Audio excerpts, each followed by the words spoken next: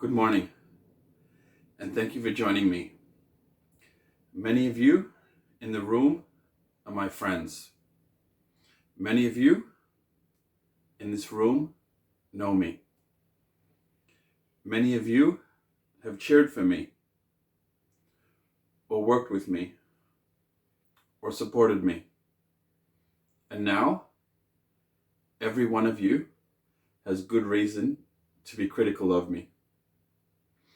I want to say to each of you, simply and directly, I am deeply sorry for my irresponsible and selfish behavior that I engaged in.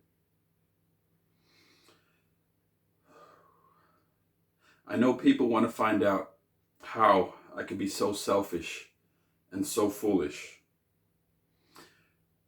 People want to know how I could have done these things to my wife, Elin, and to my children. And while I've always tried to be a private person, there are some things I want to say. Elin and I have started the process of discussing the damage caused by my behavior. As she pointed out to me, my real apology to her will not come in the form of words. It will come from my behavior over time.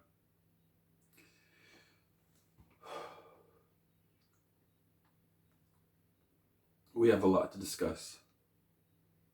However, what we say to each other will remain private between the two of us. But still, I know I have severely disappointed all of you.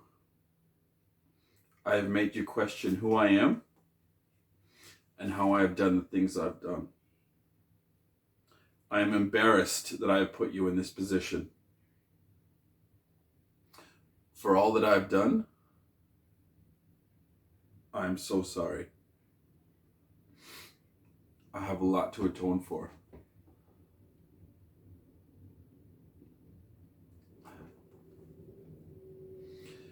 There's one issue I really want to discuss.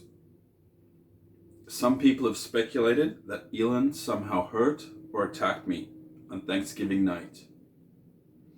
It angers me that people would fabricate a story like that. She never hit me that night or any other night. There has never been an episode of domestic violence in our marriage. Ever.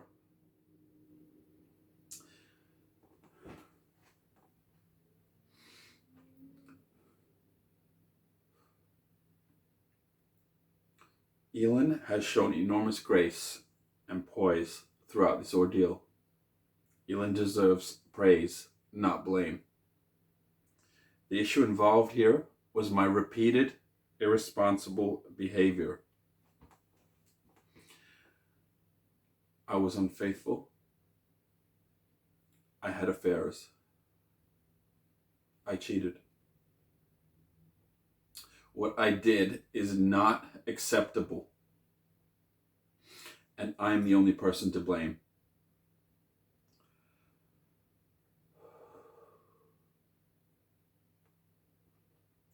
I stopped living by the core values that I was taught to believe in. I knew my actions were wrong, but I convinced myself that the normal rules didn't apply. I never thought about who I was hurting. Instead, I thought only about myself. I ran straight through the boundaries that a married couple should live by. I thought I could get away with whatever I wanted to. I felt that I had worked hard my entire life and deserved to enjoy all the temptations around me.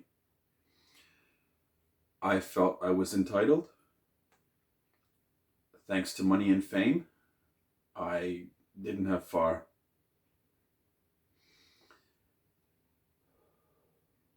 I didn't have far to travel to find them.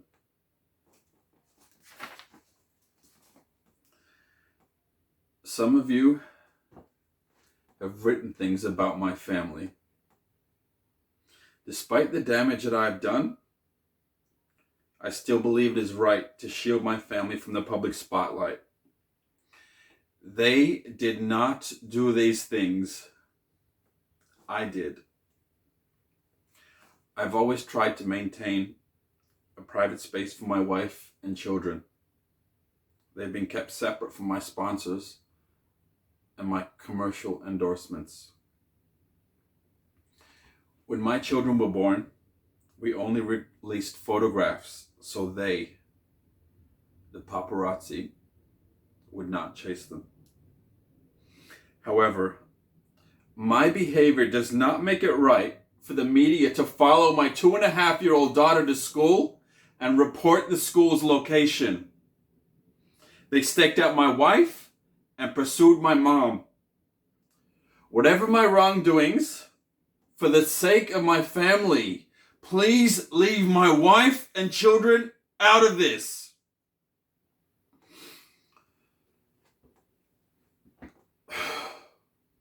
Just leave them alone.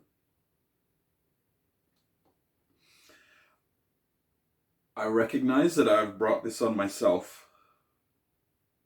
And I know, above all, that I'm the one who needs to change. I owe it to my family to become a better person. And I owe it to those closest to me to become a better man. That is where my focus will be.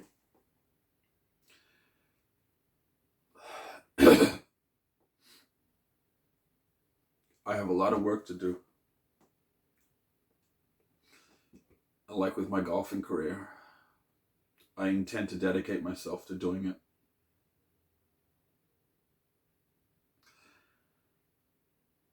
I do plan to return to golf one day.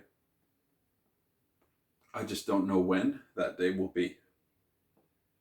I don't rule out that it will be this year. When I do return, I need to make my behavior more respectful of the game.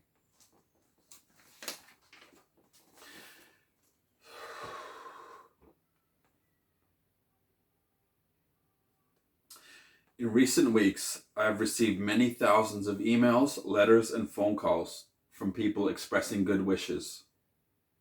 To everyone who has reached out to me and my family, thank you. Your encouragement means the world to Elin and me. I want to thank the PGA Tour, Commissioner Fincham, and the players for their patience and understanding while I work on my private life. I look forward to seeing my fellow players on the course.